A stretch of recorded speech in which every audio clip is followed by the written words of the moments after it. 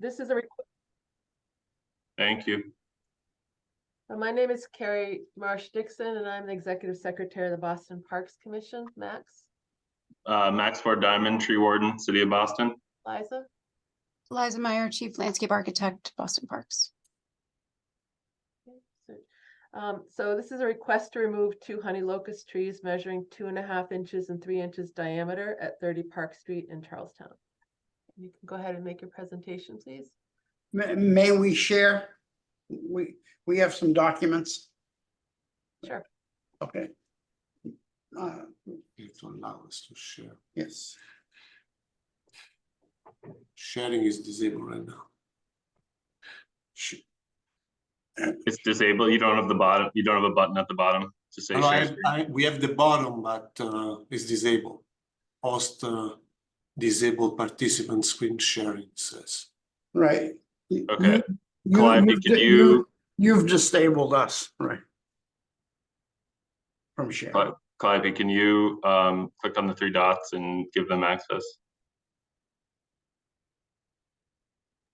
Yes, which is the access that I'm giving?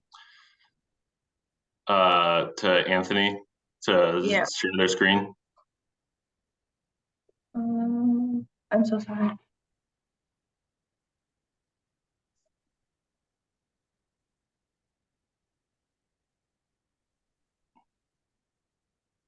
I don't see a thing that allows to share screen.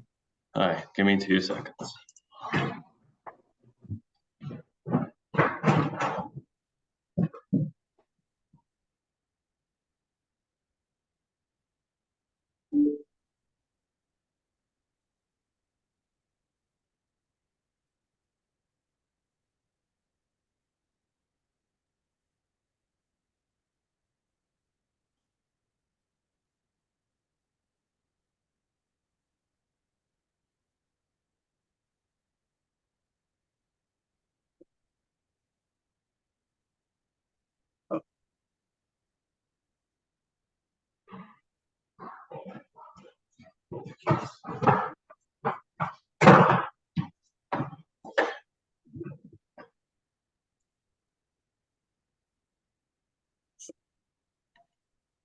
Thank you. And may we begin?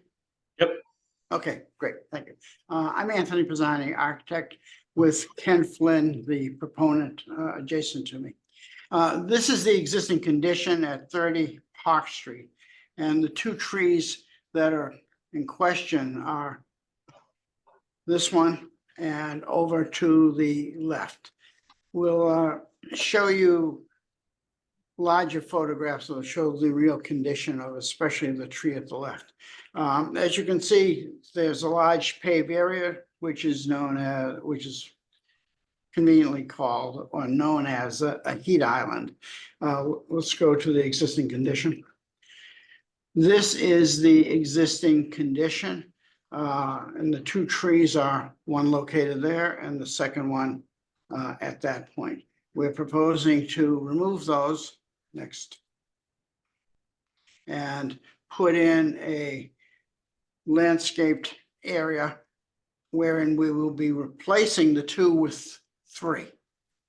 1 on the left, 2 in the island. The existing trees are honey locust. We're proposing replacing them with honey locust and maple. And we go to the next one. At the bottom here, you can see the landscape notification or the trees that we're proposing. The next one. And you can see that we're putting them in a raised island. The raised portion will be from 8 to 10 inches rather than 1 foot, with a wrought iron rail around the tree to protect it. Okay, let's go to the photographs. Yeah, okay, this is Ken Flynn. I've been here for 38 years. I bought into it was a total devastated area in City Square. And then along came the reconstruction of City Square, which I was very knowledgeable of. and went to dozens and dozens and dozens of meetings. This is the property, mine 30. When they first started, they repaved the sidewalks. Then they decided the streets didn't line up. Warren Street is not what it looked like then. And I have a collage of about 150 pictures showing the whole thing, but we'll just show a couple here. This is the heat island that they had to create in order to get Warren Street to line up with what is the old ISI grill bar. And as Max, you were there, you saw there's a big, huge planter there with some trees in it. The Mass Highway was in charge of this project with the then Turnpike Authority. They never finished the project. Okay, they ran out of money at the end and they got signed off on. But before they did, they ripped up the sidewalk and they put red brick on top of everything, which is what the project shows now. This is what it used to look like before the heat island. There's one of the trees. This is tree number 1. Let me go back a bit on those.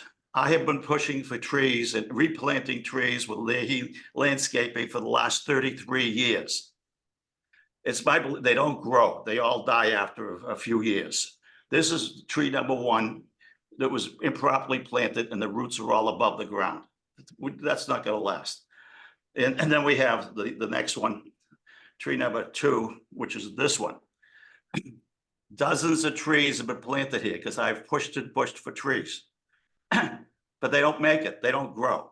So in trying to keep with the mayor's stated policy of reducing the size of heat islands and increasing the tree canopy, we felt that the best way was to create a controlled environment, such as a planter, to put 3 new trees into it. So that's why I came up with the idea of the planter with the curbing, with a little wrought iron fence around it, which is the way Mass Highway was supposed to have done it 33 years ago.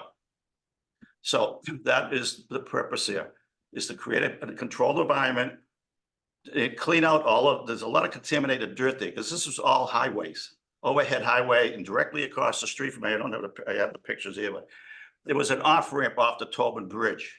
There used to be gas stations in these intersections, okay? So, and I felt if we could control it with a planter, we could clean out some of the contaminated dirt, put new loam in, new soil, and also keep the dogs off. I'm a dog lover, have a dog. I don't allow it near trees. So that is the purpose from my perspective as the proponent. Is to reduce the size of the heat island and do something to protect 3 new trees. And with that, I'd ask if Jonathan Silverstein, my attorney, could describe a little bit about the draft agreement we have arranged with the Public Improvement Commission. Sure. Good morning, Jonathan Silverstein. I'm Ken's lawyer on this project, and I've been working closely with PIC, mainly their legal counsel, to come to agreement on a license agreement, which is PIC's process. We have agreement on the language, which obligates Ken to install and maintain the entire project, but including the trees, at his expense. So if the trees don't make it for some reason, then he would be obligated to replace them. He would be obligated to water and maintain them. And that's the agreement that we have ready to sign with PIC, subject to the other approvals being granted for the project. Happy to answer any questions, but that's the sum and substance of it. Yeah, Max, that's about it. Great, thank you. Carrie unfortunately got kicked out of the hearing quickly, but we're trying to get her back in. Liza, do you want to start with any questions that you might have? Sure. Can you go back to the plan view? Yeah, not the existing condition, but the proposed plan. So I guess maybe my first question is is about the maintenance agreement and somewhat for Max as well. So if there, typically if there's a maintenance agreement, the proponent who takes that on, would be responsible, as you were saying, for replacement, maintenance of the trees.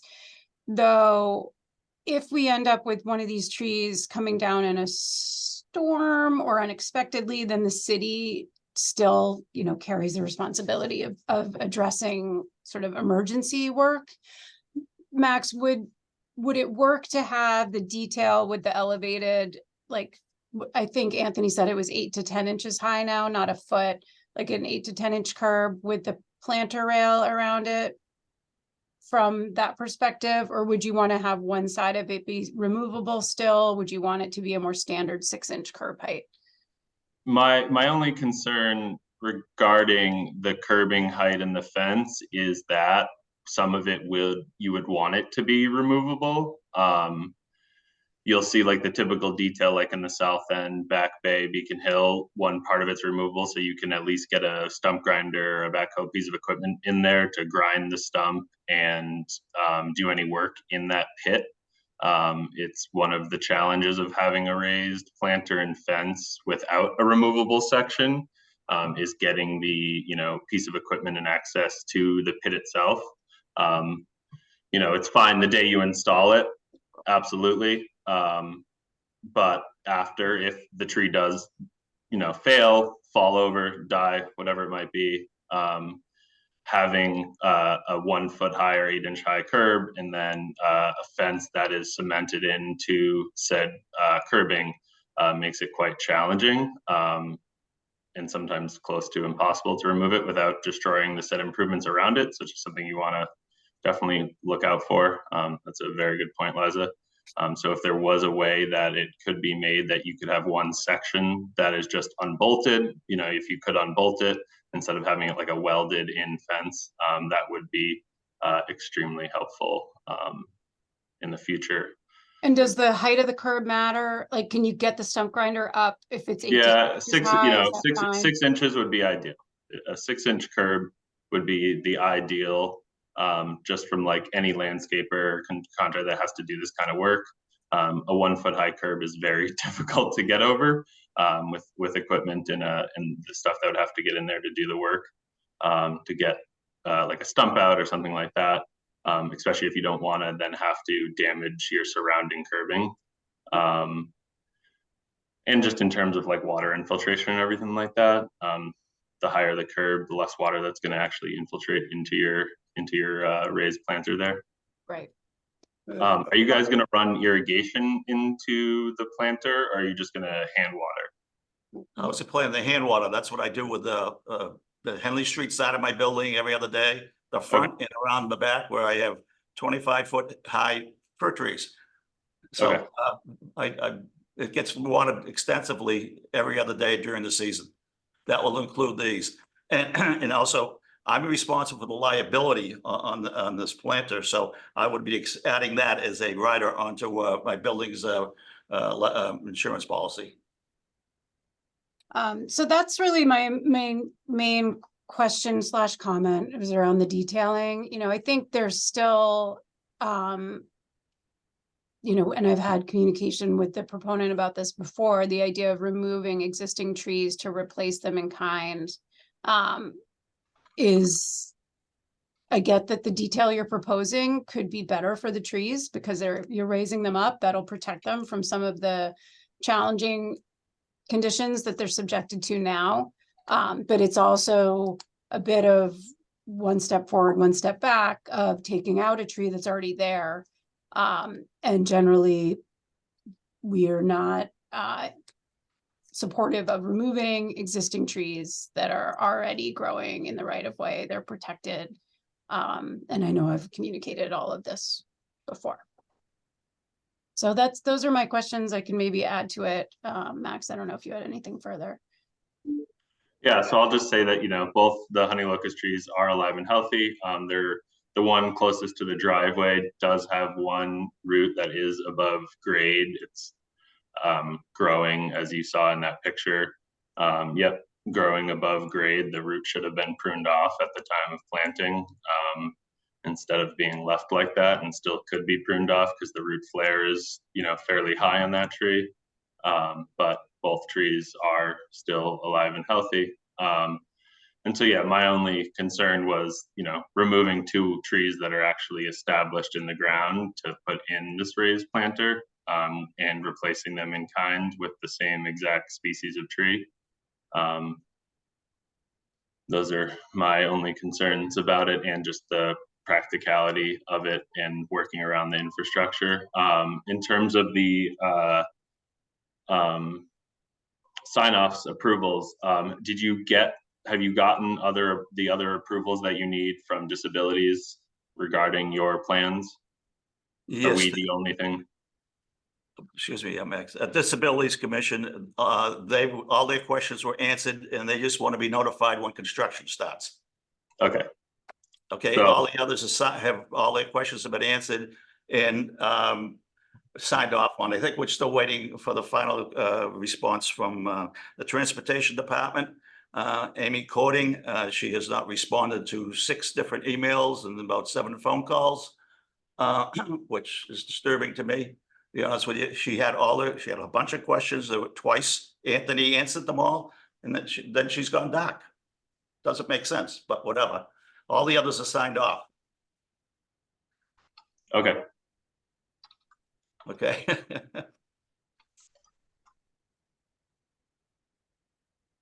Carrie, are you back? I am back. I Perfect. apologize. So, did you- Liza asked her questions. I asked mine and stated about the health of the trees currently.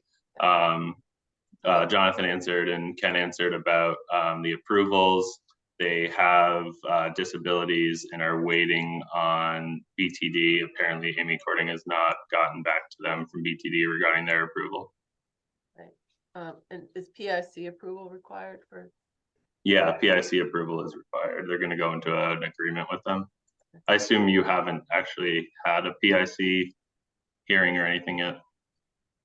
No, we haven't. Excuse me, Jonathan, you asked for one, and Todd Liming asked us to wait till we get through this process. Okay, perfect. But we do have the rest of the package ready to submit. And just for clarity, going off of my earlier comment, and the discussion Max and I have had, if the removals are approved, Parks would be looking for revisions to the detail per the conversation we just had. So lowering the curb height and having one side of that planter rail be removable, which is feedback that I provided in September about this detail. So hopefully that's not something that's challenging. We're in to agreement with those, Elizabeth. provide. Is there one of the sides that you would prefer to see removable? The street side from the, Yes, yeah. Yeah, that's Yeah, fine. that's yeah, agreeable. just so that, yeah, any contract, you know, whoever you hire to do the work or whatever, if we need to get in there so the tree falls and get the stump, anything like that, we can just access it from the roadway. Right. We've run into too many issues now with these raised and specialty things where we can't access it, so. We will annotate the drawings to show that. Perfect. Thank you. All right, any other questions? Carrie, do you have anything? Was there any public comment? Yeah, that's the next thing. If anyone has anything they'd like to add from the public, could you raise your hand? Looks like we have one. Calliope, could you unmute Diane, please? Morning. Hi, thank you so much. I'm very much in support of this effort. I think it's a wonderful opportunity to have a enhanced gateway and to eliminate Reed Island. I hope that we can get more of these throughout Charlestown. And I really thank Ken Flynn for putting the effort to make this happen. Hopefully we'll be able to streamline this process so that Max, it's a little easier the next time. And I really appreciate that the city's doing something really great for our environment and for our community. So thanks to all of you for doing this.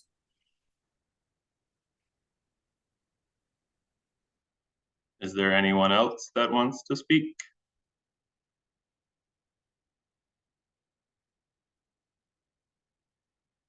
I guess that's it. Okay, thank you all. Thank Max, you. Do you want to, did you already explain the process? No, I have not.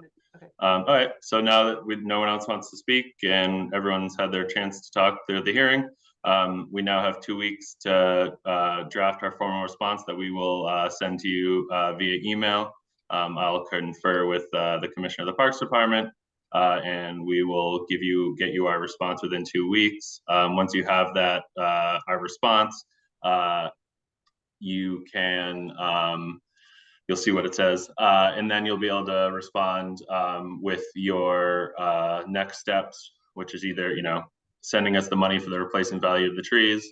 As we've discussed previously, whatever you replace within the public right-of-way can be used towards the replacement value of the trees. So if you replace 3 trees that are 2.5 inches, that can go towards the replacement value of the 2 trees being removed. We will, require that once you submit the payment for the value of the trees, we will then give you a notice to proceed. So you'll hear from us in 2 weeks, and then we'll, be looking out for your response. And after that, we would then be giving you the notice to proceed. Of course, that'll all be determinant on PIC and everyone else's approvals through that process. Very Okay. good. Thank you. Awesome. Thank you for your time. Thank you, everybody. Have a good day. Have a good one.